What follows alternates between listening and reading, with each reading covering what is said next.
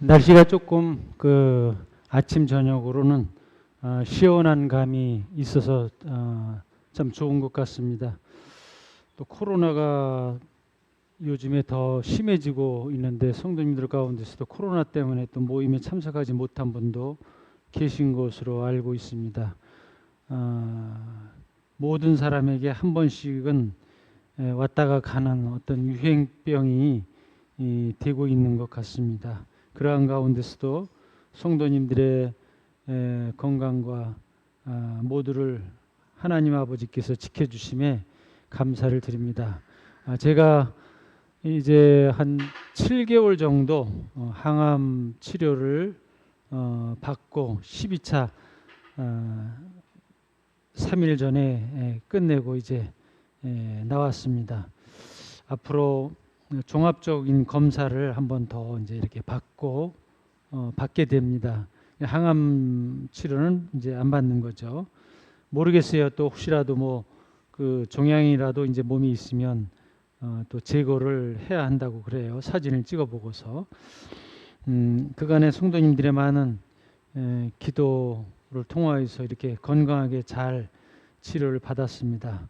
크신 아버지 하나님의 도우심을 입어서 육체와 그리고 정신력 건강을 도우셔서 이렇게 또한 지금에까지 이르는 것 같습니다. 오늘 드릴 말씀은 이제 종에 관한 말씀을 드리고자 합니다. 종. 히브리서 21장을 이제 보시면 히브리 종의 법이 나옵니다. 히브리인을 종으로 삼게 되면 6년 동안 종 생활을 하지만 그러나 7년 해가 되는 해에는 그를 값없이 풀어줘야 하는 것이 히브리 종의 법규입니다. 근데 그 종은 또한 단신으로 왔으면 나갈 때 단신으로 가지만 주인이 아내를 주어서 또 자식을 낳고 이렇게 생활하다가 나가게 된다면 주인이 준 그 아내와 자식은 놔두고 홀로만 나가야 하는 일입니다. 이게 그 히브리인의 법입니다. 그런데 그 종이 그간 주인을 섬기면서 주인을 사랑하고 또 아내를 사랑하고 또 자식을 키우면서 자식을 사랑하고 자기 주변에 사랑하는 사람들이 있어서 나갈 수가 없다고 한다면 그 종은 주인에게 얘기하고 주인은 재판장에게 그 사실을 알려서 그를 문이나 문설주에 데리고 가서 송곳으로 그 귀를 뚫게 됩니다. 그럼 귀에 송곳 자국이 있다고 한다면 그는 평생 종이 되는 것입니다. 영원한 종, 평생 종이 되는 것입니다. 처음에는 의무적인 종이었지만 귀를 뚫게 되면 자유의 종입니다.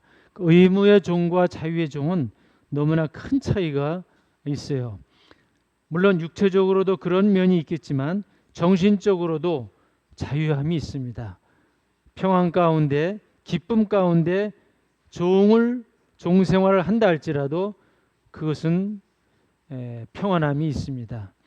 저는 이 말씀을 이제 드리면서 우리가 바로 그와 같은 모습이 아닌가 하는 것입니다. 죄의 종이었지만 이제 죄에서 해방이 되고 이제 우리 주 예수 그리스도의 보혈을 통하여서 구속 사역을 통하여서 우리는 의의 종이 되었습니다. 의의 종은 자유함이 있습니다. 우리 말씀을 보시면서 함께 나누도록 하겠습니다.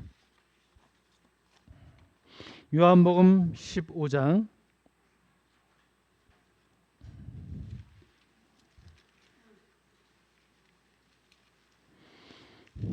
요한복음 15장 15절 말씀입니다. 이제부터는 너희를 종이라 하지 아니하리니 종은 주인이 하는 것을 알지 못함이라. 너희를 친구라 하였노니 내가 내 아버지께 들은 것을 다 너희에게 알게 하였음이라. 우리가 어찌 감히 그분의 친구가 될 수 있겠습니까? 근데 그분은 우리를 친구로 삼으시기를 즐겨하십니다. 친구에게는 자기의 마음속에 있던 이야기를 다 나눕니다. 자기의 계획도, 자신의 모든 비전도 다 나눕니다. 그러나 그렇지 않은 종에게는, 주권이 없는 종에게는 무엇을 지시하기만 합니다. 그 종이 왜 이런 일을 해야 합니까? 라고 되묻는다고 한다면 그 종은 주인에게 야단만 맞을 뿐일 것입니다. 어찌 감히 대꾸를 해? 하면서 그 종은 오히려 종을 호통칠 것입니다. 그런데 우리 주님은 우리를 친구로 삼으시기를 원하셔요. 그래서 우리 친구로 삼아서 나와 함께 모든 일들을, 대화를 통해서 그 문제를 풀어나가고 그 일을 추진하면서 일할 수 있도록 하게 합니다. 우리가 그런 자유의 종이 됐다고 하는 것은 너무나 크신 하나님의 은혜라고 여깁니다. 레위기 25장을 보시면 그런 말씀이 있습니다. 종을 품꾼 또는 동거인으로 여기라. 종을 종으로 여기지 말고 종을 품꾼이나 동거인처럼 여기라고 하는 말씀이 있습니다. 종으로 여긴다고 하는 것은 아무렇게나 막 다루게 되는 것이죠. 그에게는 아무도 주권이 없어. 오직 그는 내가 시키는 대로 일을 해야 할 뿐이야 라는 생각이 주인의 마음에 그런 생각들이 지배하고 있기 때문에 종에 대해서 함부로 마구합니다. 마치 짐승 다루듯이 그의 인격을 존중하지 아니합니다. 그러나 하나님은 우리의 인격을 존중합니다. 그리고 우리의 의사를 들어보고 그리고 우리의 어떤 재능대로 어떤 일들을 맡깁니다. 사도행전 3장을 보니까 예수님을 가리켜 3장 12절에서는 그의 종이라고 말하고 있습니다. 하나님의 종. 베드로가 솔로몬의 행각에서 설교할 때 많은 사람들에게 예수님을 가리켜 종이라고 말하고 있습니다. 예수님은 정말 종인가요? 또 4장에 가서 보면 예수님을 가리켜 거룩한 종이라고 말하고 있습니다. 우리는 거룩한 종입니다. 그냥 아무 자신의 인격을 드러낼 수 있는 어떤 그런 것이 없는, 자신의 주권이 없는 그런 종이 아니라 모든 것을 우리는 갖출 수 있는 그런 종으로, 거룩한 종으로 우리를 삼으셨습니다. 예수님만 거룩한 종이 아니죠. 우리도 거룩한 종입니다.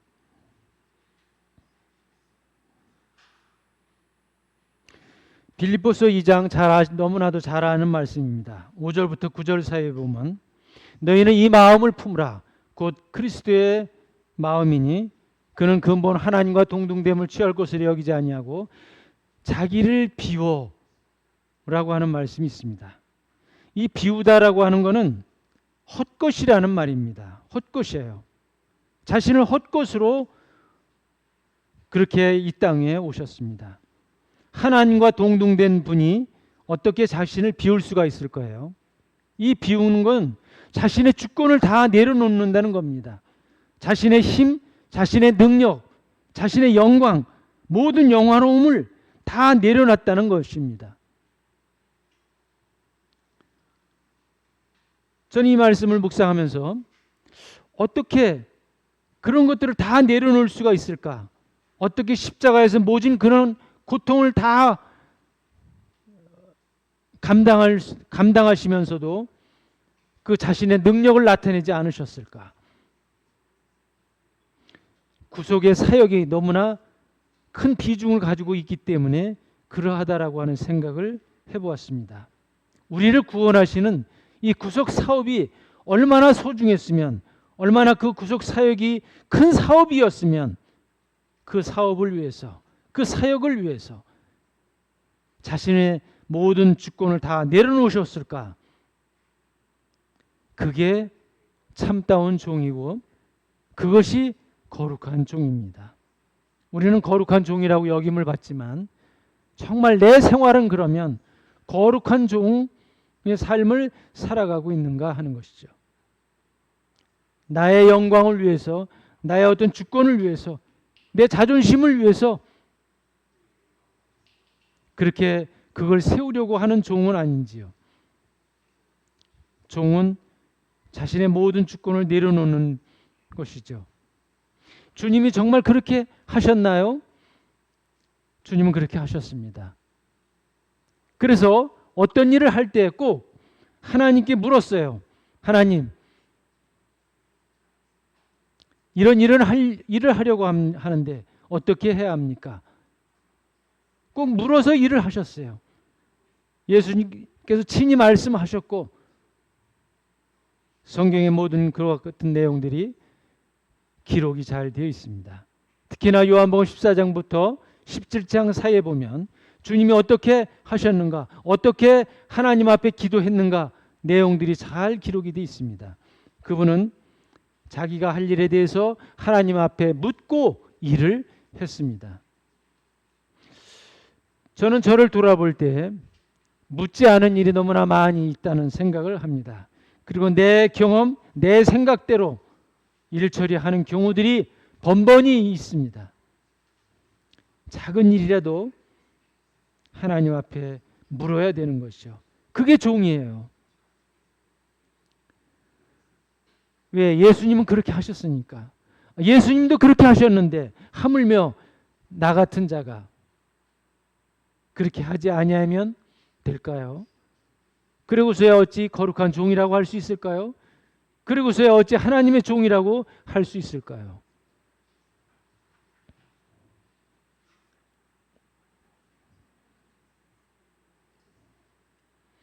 사도행전 7장에서 보면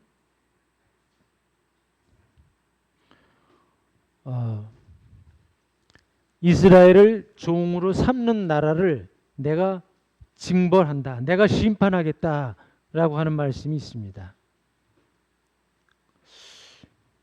종으로 삼는 나라를, 그분은요 우리를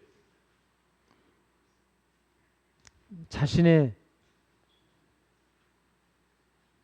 분신으로 여깁니다. 자기 몸으로 여겨요. 자기 몸의 한 지체로 여깁니다. 우리는 그분은 우리의 머리시고 우리는 그분의 몸이잖아요. 몸 가운데 우리는 각각 지체입니다. 그러기에 우리를 함부로 어떤 세상 사람들이 다룬다고 한다면 하나님은 가만히 있지를 않습니다. 함부로 다루면 거기에 대한 응보를 분명히 하십니다. 그러기에 제 마음이 든든합니다. 그래서 삶에 자신감이 있어요. 삶에 긍정적인 생각을 더욱 하게 됩니다. 왜 부정적인 생각을 하고 살아가나요? 왜 자신감이 없나요? 왜 믿음이 없나요? 그분은 우리를 분신으로 여기시는데 왜 내가 스스로 그렇게 자신감 없는 삶을, 자신감 없는 생각을 사로잡혀서 살아가야 하나요? 우리는 힘을 얻어야 합니다. 자신감을 가져야 합니다. 어떤 환경, 어떤 어려움이 있다 할지라도 그분이 우리를 분신으로 여기니까. 이게 얼마나 소중한 말입니까? 얼마나 기쁜 말입니까? 우리는 더욱더 거룩한 종의 삶을 살아가야 되지 않을까요?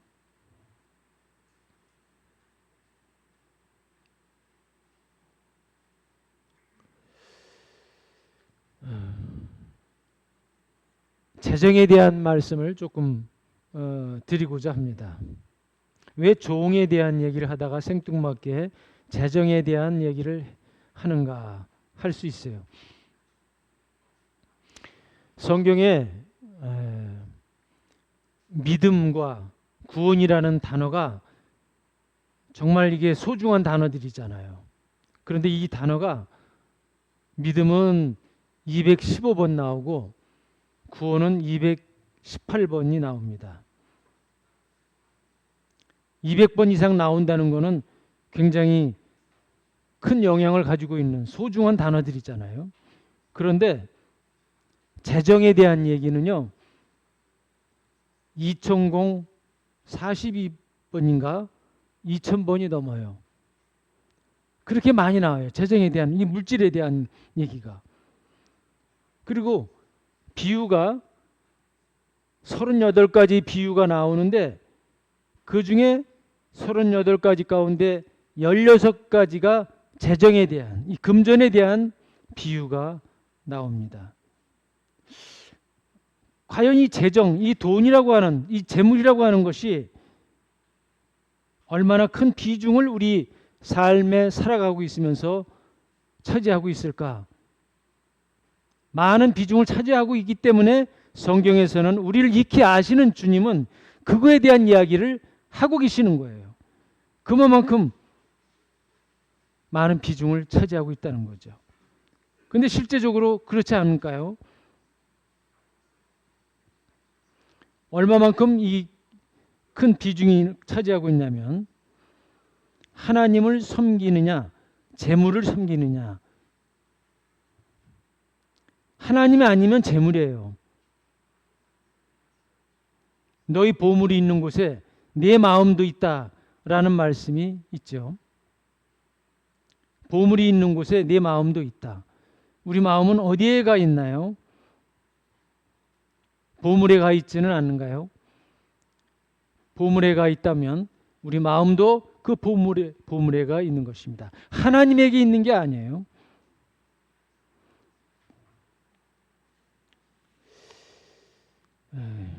누가복음 17장을 펴시면 함께 찾아보겠습니다.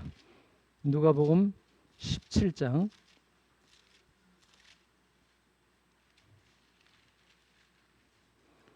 6절부터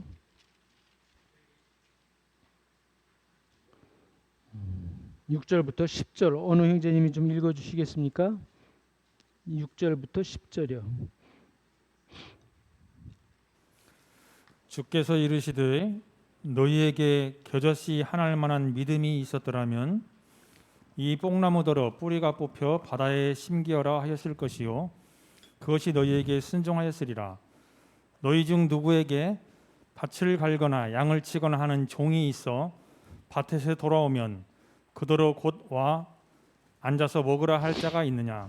도리어 그더러 내 먹을 것을 준비하고 띠를 띠고 내가 먹고 마시는 동안에 수종 들고 너는 그 후에 먹고 마시라 하지 않겠느냐?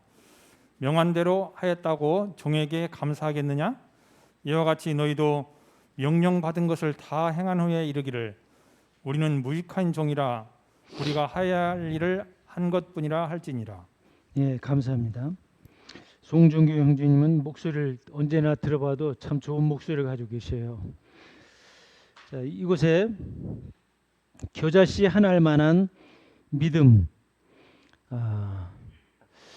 겨자씨가 얼마나 작은지 잘 아시잖아요. 깨알 만한 그런 그 작은 씨앗이잖아요. 깨알보다 더 작아요. 그러면 우리의 믿음은 깨알보다 더 큰가요? 우리의 믿음은 얼마만큼 있을까요? 얼마나 많은 양을 우리 마음 가운데 가지고 있을까요? 우리는 믿음을 가진 자입니다. 그런데 얼마만큼 순종하느냐에 따라서 우리의 믿음은 성장합니다. 믿음을 성장시키려면 순종을 해야 되는 거예요. 순종하지 않는 믿음은 잘할 수가 없어요. 야고보서 2장에서도 그런 말씀이 있잖아요. 믿음이 있노라 하고 행함이 없으면 무슨 유익이 있느냐고. 예, 믿음은 순종의 중요성을 가지고 있습니다. 순종해야만 그 믿음이 자라가는 거죠. 그래서 수요일이 됐든 주일이 됐든 참석해서 그 말씀을 들으면 오늘은 어떤 말씀에 내가 순종을 해야 할까? 적어도 한 가지 정도씩은 우리가 그것을 마음에 담아야 합니다. 그리고 그것을 우리 삶 속에서 실천을 해야 돼요. 그런 실행이 없는 믿음은 죽은 것이죠. 머리에 담아두는 건 아무 소용이 없죠. 실행을 해야죠. 깨알 만한 믿음.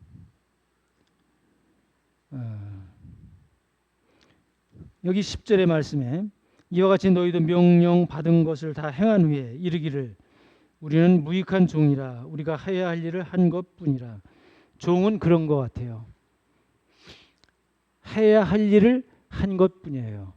내가 무엇을 했다고 해서 그것을 드러내려고 하는 마음의 심리가 우리 마음 가운데 있습니다. 그래서 내가 무엇을 했기 때문에 많은 성도들에게 칭찬을 받기를 원하는 그런 마음이 있습니다. 거룩한 종은 그러한 종이 아니죠. 거룩한 종은 내가 해야 할 일을 한 것뿐이에요. 그리고 영광을 하나님께 돌려야 할 뿐입니다.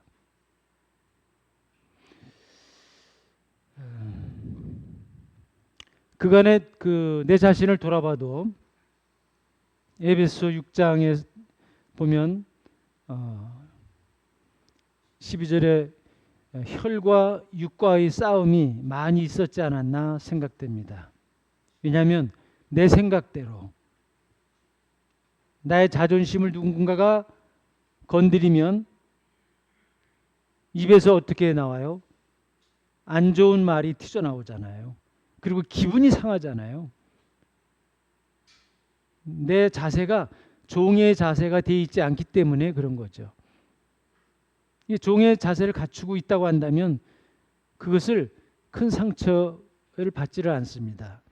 근데 큰 상처가 되어지고 있다고 하는 것은 종의 자세를 갖지 못하고 있기 때문에 그런 거죠.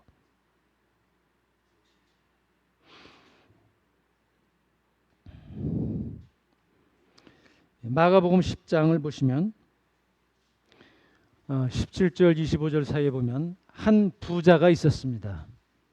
이 부자가 예수님께 나와서 무엇을 하여야 영생을 얻으리까 하고 질문을 합니다. 그가 질문한 그거는 아주 당당한 질문이었어요. 무엇을 하여야? 그 말은 내가 이미 다른 율법에서 하고 있는 모든 말씀을 따라서 나는 내 생활 속에 그렇게 실현하고 있다라고 하는 당당함 속에서 질문한 일입니다. 그런데 나중에 예수님께서 내 재물, 내 소유를 다 팔아서 가난한 자들에게 주라 라고 하자 그는 슬픈 기색을 띠고 그리고 자리를 떠나게 됩니다. 부자는 하나님 나라에 들어가기가 나귀가 바늘귀 통과하는 것보다 더 힘들다고 했습니다. 나귀가 바늘귀로 들어갈 수 있는 일이 가능할까요? 그거는 천분의 만분의 어떤 숫자로 해도 들어갈 수 없는 일입니다. 근데 그거보다 더 힘들다니 부자는 그렇다면 가능이 없는 거죠.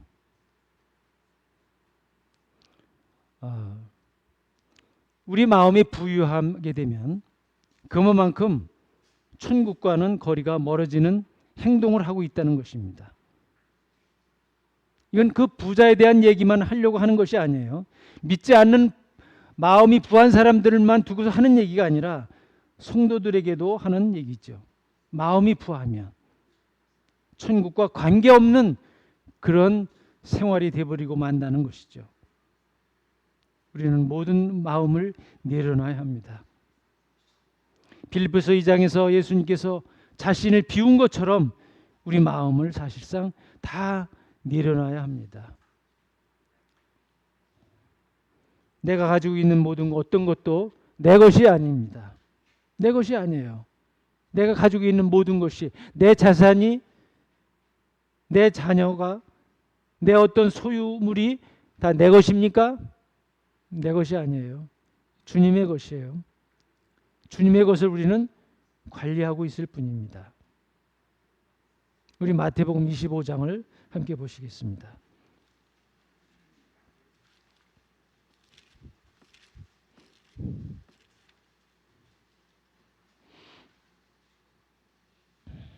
(23절부터)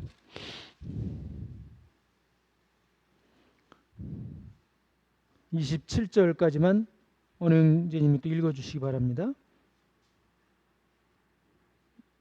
23절부터 27절까지요.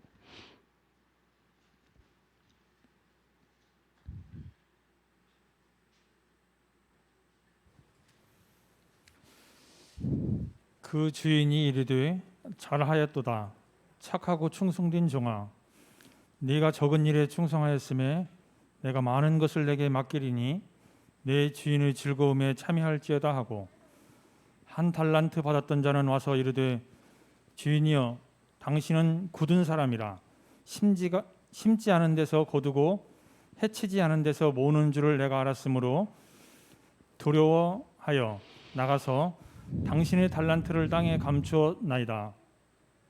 보소서, 당신의 것을 가지셨나이다. 그 주인이 대답하여 이르되 악하고 게으른 종아, 나는 심지 않은 데서 거두고 해치지 않은 데서 모으는 줄을 내가 알았느냐? 그러면 내가 마땅히 내 돈을 취리하는 자들에게나 맡겼다가 내가 돌아와서 내 원금과 이자를 받게 하였을 것이니라 하고. 네, 감사합니다. 5달란트, 2달란트, 1달란트 받은 사람들을 주인은 어떻게 했는지 그 결과를 보고를 받습니다. 2달란트 받은 사람이 이게 하는 말이, 적은 것에 적은 일에 충성하였으면 내가 많은 것을 너에게 맡기겠다. 이 달란트는 무엇을 우리에게 비유하며 교훈해 주는 것일까? 여기서는 물질적인 것을 제가 오늘 말씀드리고자 합니다. 그분은 우리들에게 이 땅에서, 세상에서 우리가 살아가고 있으면서 가지고 있는 소유물들을 주셨습니다. 그것은 내가 감당할 수 있는 만큼 주시는 겁니다. 우리에게 재산이, 어떤 소유물이 많다고 한다면 그 사람은 그것을 감당할 수 있는 사람이고, 또 그렇지 않으면 그렇지 않은 사람들의 모습입니다. 그런데 그것을, 중요한 것은 이것을 어떻게 남겼느냐 하는 것입니다. 2달란트 받은 사람이 2달란트를 남겼을 때 그분은, 주님은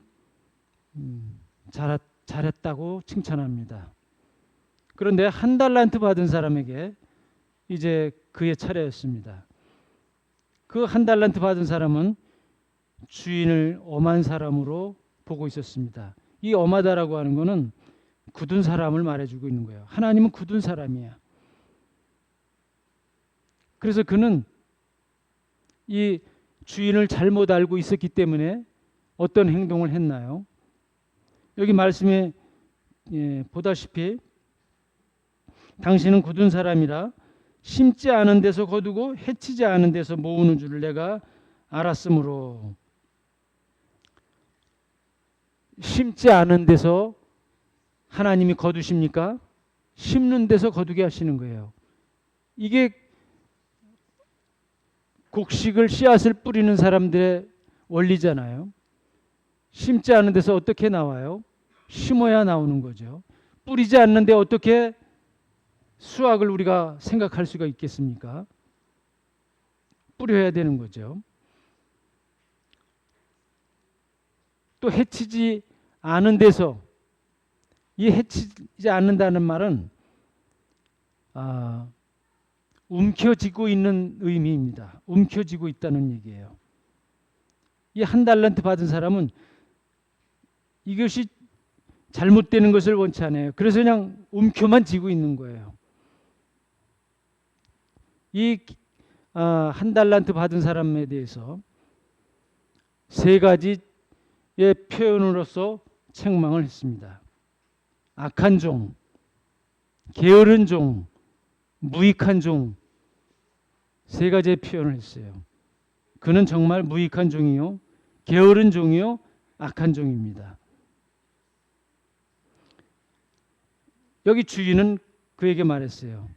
차라리 원금과 이자를 받게 하였을 것이 아니냐. 취리하는 자들에게나 맡겼다면 그런 거라도 받을 수 있지 않느냐 라고 하는 거 말씀에 저는 그런 생각이 들었어요. 이 말씀을 보면서 우리는 그럼 이 말씀을 어떻게 받아야 되는가? 성도들은 어떻게 받아야 되는가? 이게 곧 돈에 대한 것만을 말하는 것일까? 우리는 이 헌금을 교회에 하고 있습니다. 물론 11조도 하지만 또 따로 헌금을 합니다. 필요에 따라서 헌금을 합니다. 그런데 이 종은 뿌리지 않는 데서 거둔다고 하는 하나님은 그런 하나님이라서 나는 그거 할 필요 없어. 나는 내 자산이 축이 날 수 없어. 이거를 꼭 쥐고 있어야 돼. 라고 하는 생각을 이 종은 하고 있었던 거예요. 차라리 취리하는 자에게 맡긴다고 한다면, 다시 말씀드려서 모든 성도들이 어떤 주님의 선한 사업에 참여하기를 원하고 있습니다. 그런데 내가 지명 헌금도 교회에 많이 나오고 있어요. 시간이 흐르면 흐를수록 더 늘어나고 있는 모습을 봅니다. 어느 분에게 지명해서 헌금을 하는 것도 좋죠. 그런데 이제 누구한테 이거를 해야 되는 줄을 잘 모르는 분들이 또 계셔요. 그러면 어떻게 해야 될까? 교회에 맡기는 거예요. 마치 취리하는 자들에게 맡기듯이 교회에 맡기면 교회에서 알아서 그것을 주님이 합당한 곳에 사용이 되도록 하게 합니다. 바로 그런 모습이 이 취리하는 자들에게 맡기는 모습이 아닐까, 저는 그런 생각을 했습니다.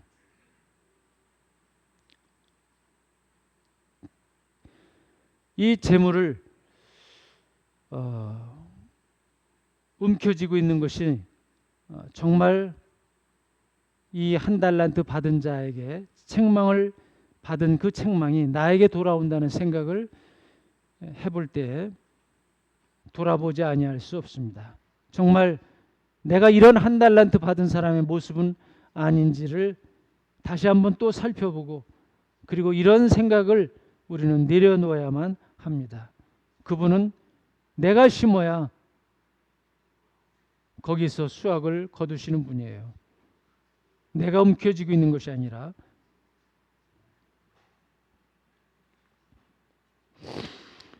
디모데전서 6장에서는 재물에 대해서 정함이 없다고 말하고 있습니다. 마치 이 정함이 없다는 것은 어떤 뚜렷한 무엇이 없다는 것입니다. 뚜렷한 뭐가 없어. 왜냐하면 이거는 없다가도 있게 되고 있다가도 없어질 것이기 때문에 그렇습니다. 그래서 그것에 소망을 두지 말라는 거예요. 세상의 것은 다 그렇다고 봅니다. 어떤 돈뿐만 아니라 세상의 것은 없다가도 있을 수 있고 있다가도 없어질 수 있는 것이 그것입니다. 그리고 그것은 내 것이 아니에요. 다 주님의 것이에요. 그렇기 때문에 그것에 우리의 마음을, 우리의 소망을 두지 말라는 것이죠.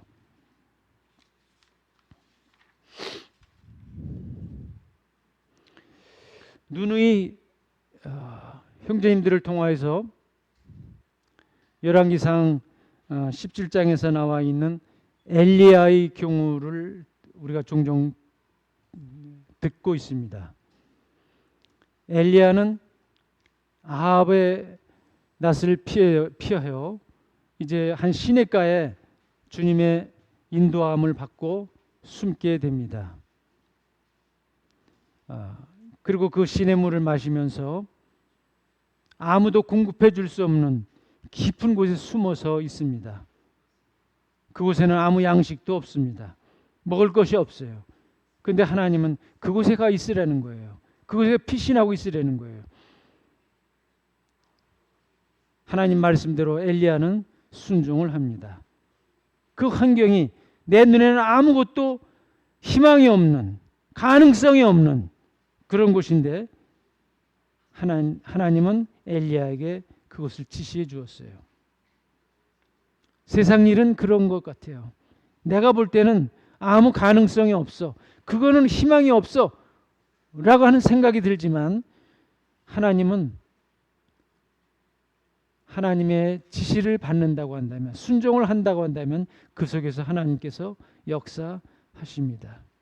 우리 교회는 앞으로의 건축 문제를 두고 기도 가운데 있습니다. 우리 눈으로 볼 때는 이래서 저래서 하고 많은 죄예요.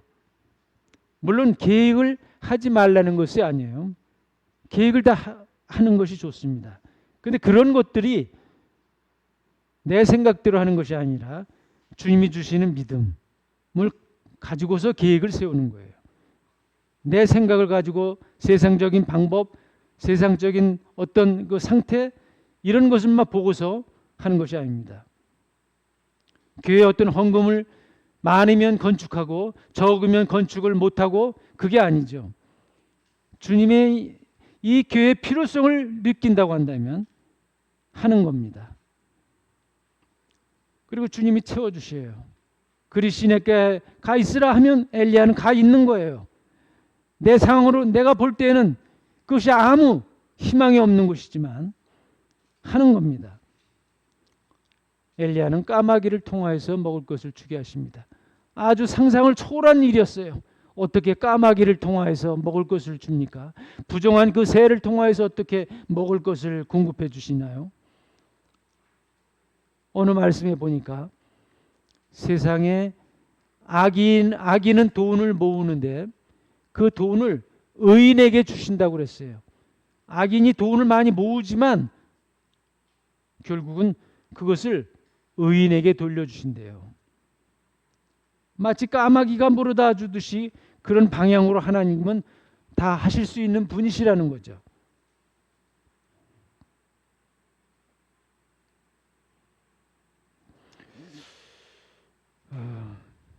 그 열왕기상 17장에서 보면 시냇가에 있다가 이제 기근으로 인해서 냇가에 물이 다 마릅니다. 마실 물조차도 없었어요. 그러자 하나님은 또 엘리야를 과부에게 보내십니다. 이 사르밧 과부는 넉넉한 살림을 하고 있는 사람이 아니었어요. 이미 기근을 다 겪고 있었기 때문에 가지고 있던 양식조차도 없었어요. 이제 한 움큼밖에 없었어요. 그런데 엘리야가 그를 찾아가서 나에게 먹을 것을 달라는 거였어요. 과부는 슬픈 기색을 할 수밖에 없었겠죠. 왜냐하면 그 한 움큼은 이제 마지막으로 내 자식과 내가 해서 음식을 만들어서 먹고 이제 그 다음면 먹을 양식이 없어 죽을 판인데 어떻게 이것을 달라고 하는 것일까? 그러자 엘리야는 그래도 그것을 나에게 달라. 그리고 남은 것을 너희들이 먹어라. 정말 울며 겨자 먹기로 해야 하는 일이었겠죠. 순종했습니다. 순종했어요. 그러자 그 기근 기간 동안 비가 오는 그날까지는 통에 가루가 떨어지지 아니했고 병에 기름이 없어지지 아니했다고 하고 있습니다. 주님의 말씀대로 하면 그런 능력이 나타나는 거죠. 여기서는 누가 축복을 받았나요? 엘리야가 받은 건가요? 사실 엘리야보다도 그 과부가 축복을 받았어요. 하는 군대는 그것을 드렸으므로. 이 드리는 거는 많은 부유한 사람은 많은 것들을 드려야 될 것이고, 그렇지 않은 사람은 적은 것을 드릴 수 있습니다. 어느 날 예수님이 헌금하는 헌금통 앞에 계셨습니다. 부자들은 많이 헌금통에 넣었어요. 그런데 한 과부는 2렙돈을 넣었습니다. 근데 많이 넣은 사람을 칭찬해야 되잖아요. 근데 주님은 그렇게 하지 않으셨어요. 부자를 칭찬한 것이 아니라 2렙돈을 넣은 과부를 칭찬하셨습니다. 이것은 무엇을 의미하는 것일까? 헌금이라고 하는 건 억지로 하는 것이 아니죠. 즐거운 마음으로 하는 것이죠. 소유물이 내 것이라고 생각을 하게 되면 나는 인색해집니다. 그걸 내가 다 꼭 쥐고 있어야만 하는 생각을 하게 됩니다. 그런데 주님의 것이라고 한다면 우리는 주님의 필요에 따라서 필요할 때 드릴 수 있는, 내줄 수 있는 그 마음 자세가 필요하다고 하는 것을 생각합니다. 많고 적음의 문제가 아니라 주님은 우리들에게 말씀하실 때 마음의 즐거움으로 했느냐 하는 것이죠. 출애굽기에 가서도 성막을 할 때도 보면 그들이 즐거움으로 이것을 드립니다. 즐거움으로 드리는 거예요. 인색함으로 드리는 것이 아니에요. 11조 헌금을 할 때 보면 어떤 분은 세금을 공제하고 나머지 금액을 가지고 11조를 드려야 되는 거다. 어떤 사람은 세금이 포함된 가운데 그대로 액면 그대로의 11조를 드려야 된다. 어느 것이 맞습니까? 성도님들은 어느 편에 계십니까? 말씀으로 볼 때는 인색함으로 하면 우리의 생활 가운데 하나님은 인색하게 하게 할 것입니다. 그러나 그가 후한 연보를 한다고 한다면 후하게 주님은 우리에게 복을 주십니다. 그렇다면 나는 어느 쪽에서 있어야 할까요? 인색한 자가 되어야 될까요? 후한 자가 되어야 될까요? 거긴 답이 분명히 나와 있잖아요. 그 답은 우리 성도님들이 결정을 해야 합니다.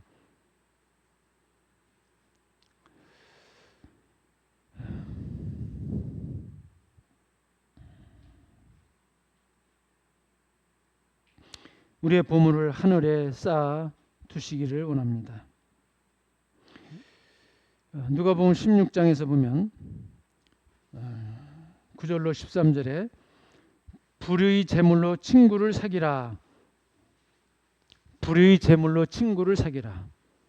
그러니까 돈은 어디에 사용되어야 하냐면 친구 사귀는데 사용되어야 합니다. 친구 사귀는데. 다시 얘기해서 무슨 친구예요? 주님 앞으로 인도하기 위한 친구이죠. 그렇게 인도하기 위해 그 친구를 사귀어야 합니다. 갑자기 어느 날 한두 번 해서 친구를 사귀어서 데리고 오는 게 아니죠. 농부의 심정처럼 씨앗을 뿌리면서 계속 그것을 토양을 가꾸고 또 퇴비도 주고 또 풀도 제거하고 농약도 주고 그러면서 계속 관리를 하는 거예요. 추수할 때까지. 우리 생활 속에 그런 구도자가 있어야 합니다. 우리는 농부예요. 주님도 스스로 당신을 가리켜서 나는 농부다라고 말씀하셨습니다. 우리는 분명한 농부입니다. 그 농부는 씨앗을 뿌릴 때부터 거둘 때까지 관리를 해야 합니다. 그런 관리하는 세상 친구가 있습니까? 그런 구도자가 있습니까? 우리는 관리를 해야 합니다. 그런 친구를 사귀어야 합니다. 내 재물을 들여서라도 분명히 한 사람이 됐든 두 사람이 됐든 몇 명이 됐든 그렇게 시작을 해야 합니다. 없다고 한다면 오늘 이후부터라도 우리는 해야 합니다. 그것이 1년이 될 수도 있고 10년이 될 수도 있습니다. 그래도 해야 합니다. 저 자신도 중간중간에 포기한 사람들이 있어요. 정말 자신이 없는 그런 사람들이 있어요. 그런 사람들을 볼 때 마음이 정말 쓰라림이 아픔이 있습니다. 그래도 어떤 사람은 제가 포기를 했어요.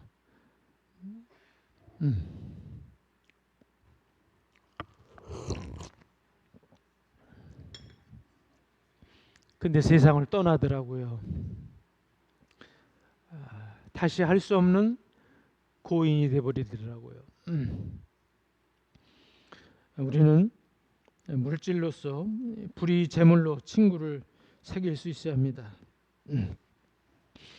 또한 세상 재물을 가리켜서 말씀은 작은 것이라고 표현을 해요. 작은 것, 적은 것이라고 표현합니다. 주님이 적은 것에 충성하였으니 많은 것을, 큰 것을 너에게 맡기겠다라고 하는 겁니다. 이 적은 것은 세상의 물질들을 말하고 있는 거예요. 세상의 물질은 아주 적은 거예요. 영적인 것과 비하면 너무나 적은 거예요. 주님이 우리에게 맡긴다고 하는 것은 큰 것을 맡긴다는 것입니다. 영적인 것을 맡긴다는 것입니다. 그래서 작은 것에 충성된 자는 큰 것을, 바로 좋은 것을 그분은 우리들에게 맡기십니다. 또 남의 것에 충성하지 아니하면, 세상의 것은요 남의 것이에요. 내 것이 아닙니다. 내 것이 아니에요. 남의 것이에요. 남의 것에 그러나 우리는 충성해야 합니다.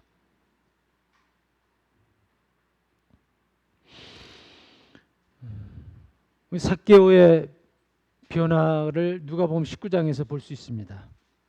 그는 주님을 만나는 순간 갑자기 변화됐어요. 그렇게 폭리를 취하고 했던 사람이 어떻게 그렇게 완전히 180도로 변할 수 있을까요? 그가 주님을 만나고 그분 앞에 말합니다.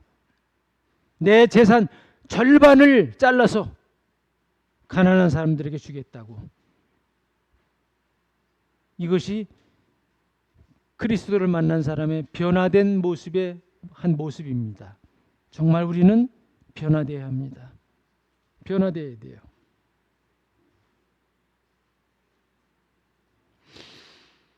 시간이 없어서 말씀을 더 드리지 못합니다만 다음에 기회가 된다면 건축에 대한, 재정과 건축에 대한 것은 말씀을 교제하기를 원합니다. 하늘의 보물을 쌓도록 하기를 원합니다. 그것에는 좀이 없어요. 세상에다가 보물을 쌓는 것은 언제 없어질 수도 있습니다. 그러나 낡아지지 아니하는 그런 백을 만드셔서 하늘나라에다가 보물 쌓는 우리 모두가 되기를 진정 원합니다. 우리는 거룩한 종입니다. 거룩한 종의 참된 모습을 함께 이후부터라도 더욱더 좋은 실천이 함께 있게 되기를 원합니다. 감사합니다.